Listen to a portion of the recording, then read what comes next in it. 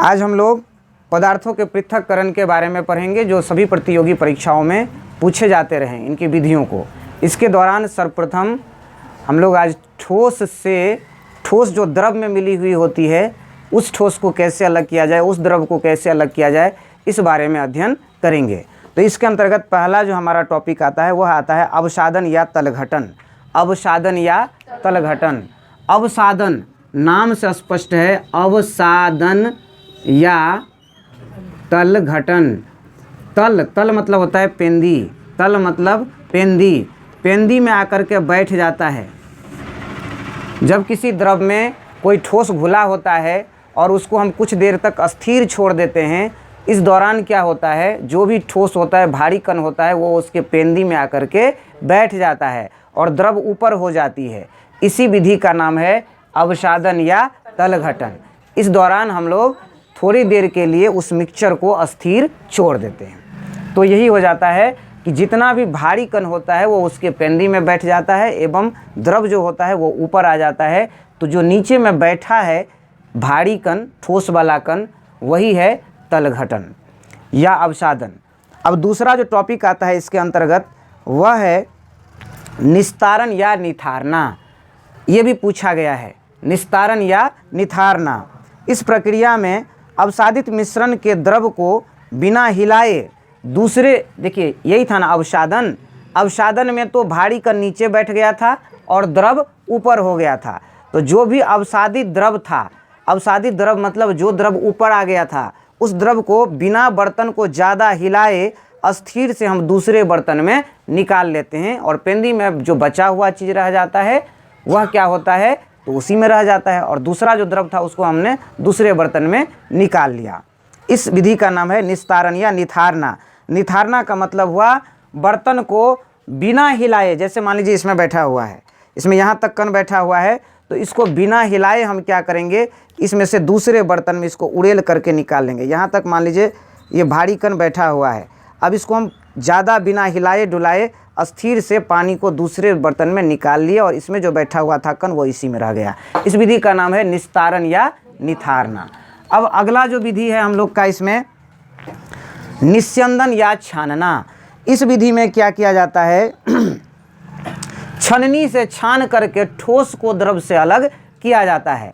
छननी जैसे चाय छानने वाला होता है, चाय में से चाय पत्ती को अलग करते हैं, जूस में से फल के रेशा को अलग करते हैं, छननी में डाल देते हैं, रेशा अलग हो जाता है और जूस नीचे गिर जाता है। ये जो विधि है इसका नाम है निस्यंदन या छानना। निस्यंदन या छानना में जो भी ठोस कण होते हैं उसको छननी में छान लिया जाता है और जो भी द्रव होता है वो जाली के थ्रू नीचे आ जाता है। ये हो गया निस्यंदन या छानना। अगला जो विधि इसमें आता है वो आता है अपकेंद्रन। अपकेंद्रन सीटेट में तो पूछा ही गया है, इसके अलावे लगभग मैक्सिमम प्रतियोगी परीक्षाओं में अपकेंद्रन पूछा जाता है। अपकेंद्रन में क्या होता है, पहले ठोस और द्रव का जो मिक्सचर होता है उसको काफ़ी तेज गति से घुमाया जाता है, हिलाया जाता है, हिलाते हिलाते हिलाते हिलाते उसमें अपकेंद्रन विधि के द्वारा जो ठोस कण होगा वो एक जगह जमा होकर के ऊपर आ जाएगा और द्रव कण अलग हो जाएगी। गांव घर में माताएं एवं बहनें रही से लेकर के मक्खन अलग करती है, छाली में से मक्खन अलग किया जाता है अपकेंद्रन विधि के द्वारा। इसके अलावे आप बच्चे क्लास में एक पढ़े हुए थे जिसमें 2 मेढक रहती है, दोनों मेढक एक दूध से भरा हुआ बाल्टी में गिर जाता है। आधा से कम ही दूध था, इसी के कारण मेढक छलांग लगा करके बाहर नहीं आ पाया। तो एक मेढक ने अपना दम तोड़ दिया, मतलब हिम्मत तोड़ दिया, दम नहीं तोड़ा, हिम्मत तोड़ दिया कि अब हमसे बाहर निकला हुआ नहीं होगा। लेकिन दूसरा मेढक लगातार उस दूध में उछल कूद करते रहा, उछल कूद करते करते करते करते दूध में से मक्खन क्या हो गई, अलग हो गई। मक्खन का गोला बन गया, वो दूध के ऊपर आ गया और बाकी दूध नीचे रह गया। मेढक ने मक्खन के गोला पर चढ़ा और छलांग लगा के बाहर निकल गया।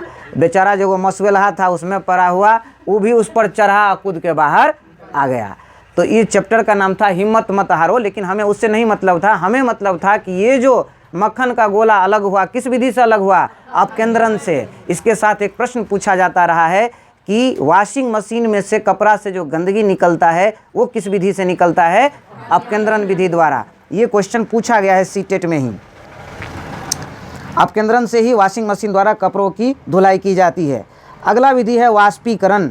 वाष्पीकरण में ठोस एवं द्रव के मिश्रण को गर्म किया जाता है।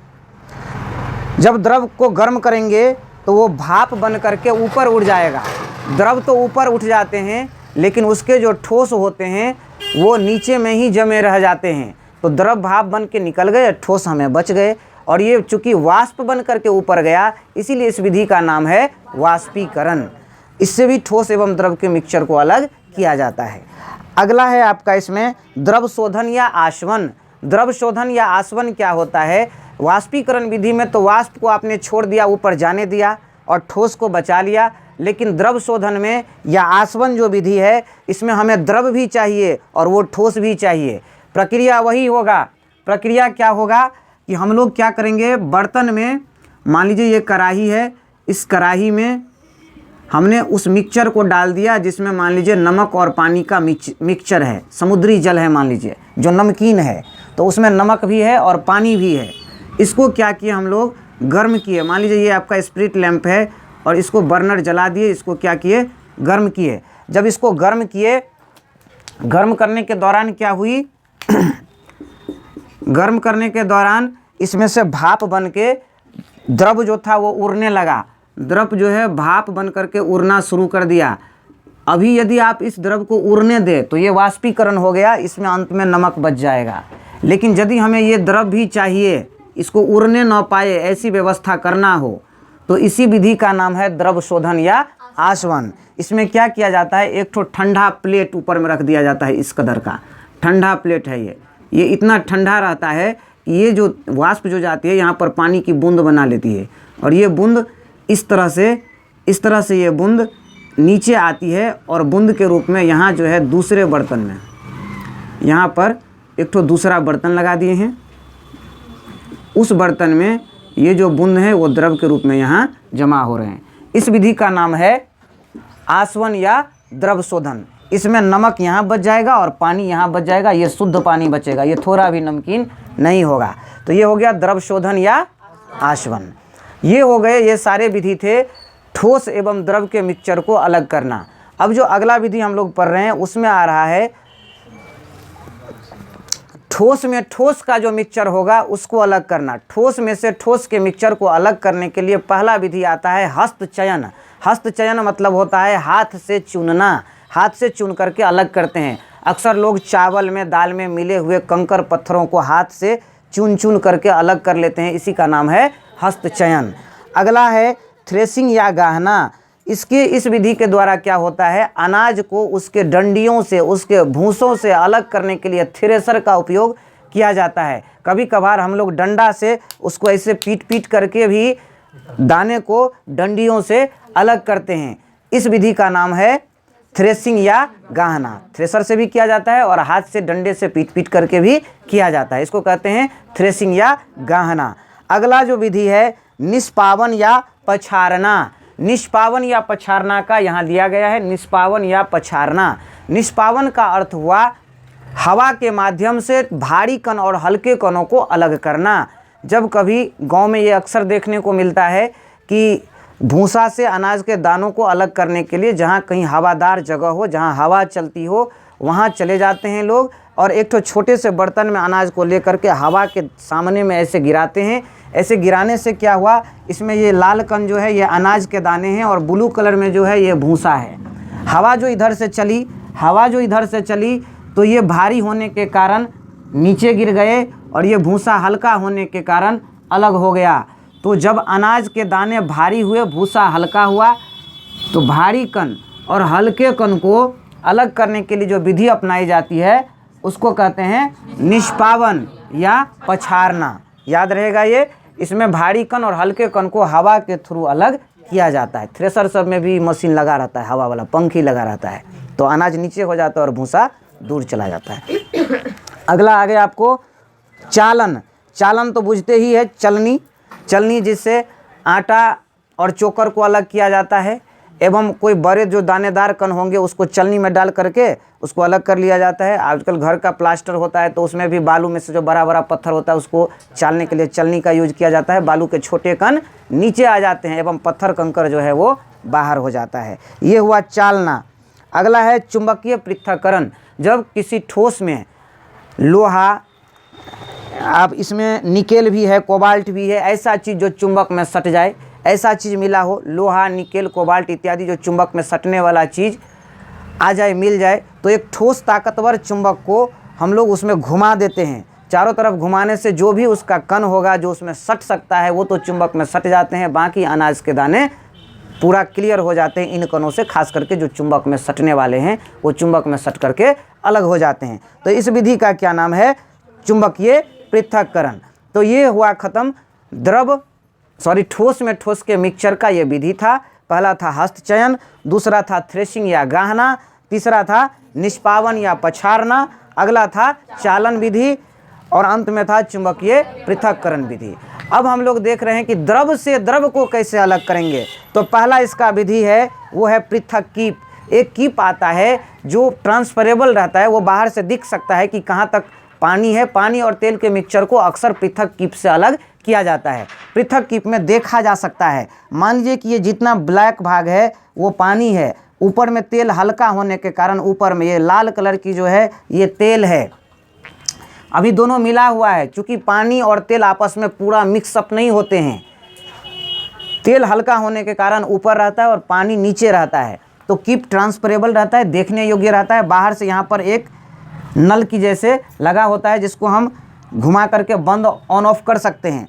पहले हम पानी को निकलने देंगे, पानी को देखते रहेंगे, जहाँ तक पानी निकल गया उसके बाद से हम इसको नल को बंद कर देते हैं। ऊपर में तेल बच जाएगा, नीचे में इस बर्तन में पानी अलग हो गया। इसको कहते हैं पृथक कीप। पृथक कीप में पहले मिक्सचर को डाला जाता है, फिर जो है पानी नीचे रहता है, उसको नल को खोल करके दूसरा बर्तन में पानी निकाल लिए। जैसे ही तेल यहाँ तक पहुँचेगी वैसे ही नल को क्या कर देंगे? बंद कर देंगे।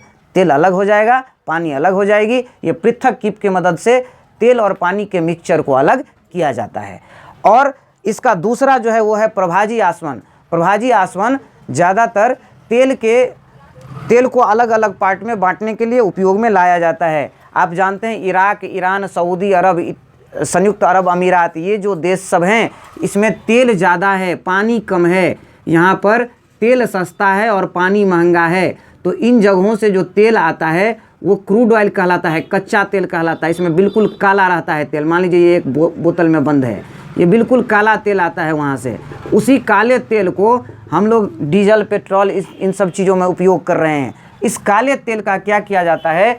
प्रभाजी आसवन किया जाता है। Barauni refinery, Gujarat refinery, Mathura refinery, ढेर सारी तेल शोधक कारखाना है। तेल शोधक कारखाना में तेल का परिशोधन किया जाता है। इस कच्चे तेल को रिफाइनरी में डाल करके और विभिन्न तरह के प्रोडक्ट तैयार किए जाते हैं। इसमें जो सबसे हल्का प्रोडक्ट होगा वो सबसे ऊपर होगा और जैसे जैसे भारी होता जाएगा वैसे वैसे नीचे वो बैठता जाएगा।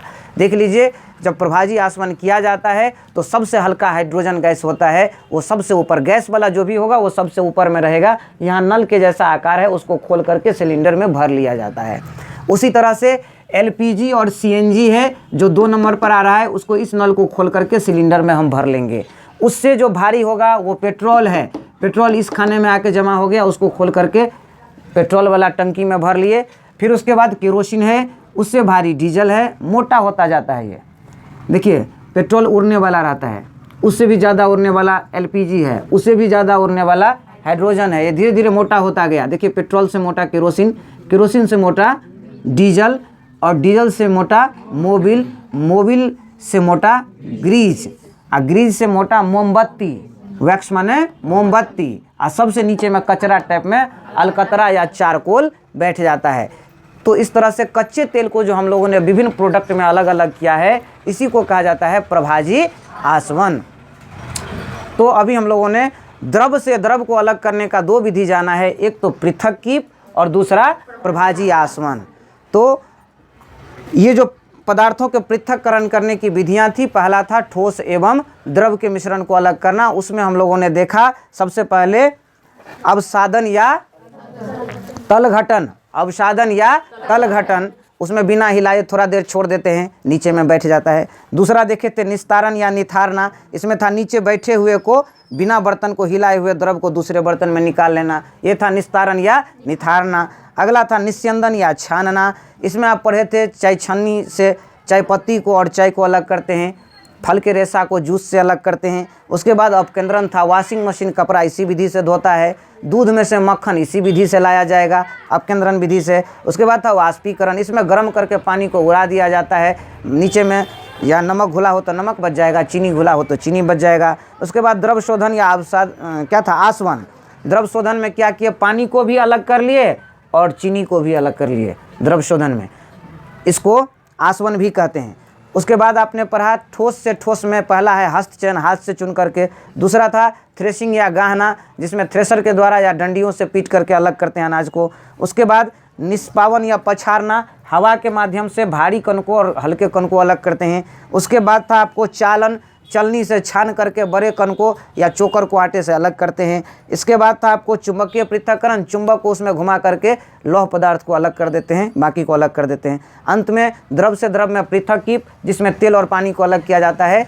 और सबसे अंत में कच्चे तेल को प्रभाजी आसवन के द्वारा विभिन्न प्रोडक्ट में अलग अलग किया जाता है। इस तरह से हमने पदार्थों के वर्गीकरण के बारे में जाना। अब इससे संबंधित जो आगे की वीडियो है मैं बाद में बताऊँगा, तब निश्चित रूप से इसको सब्सक्राइब करिए।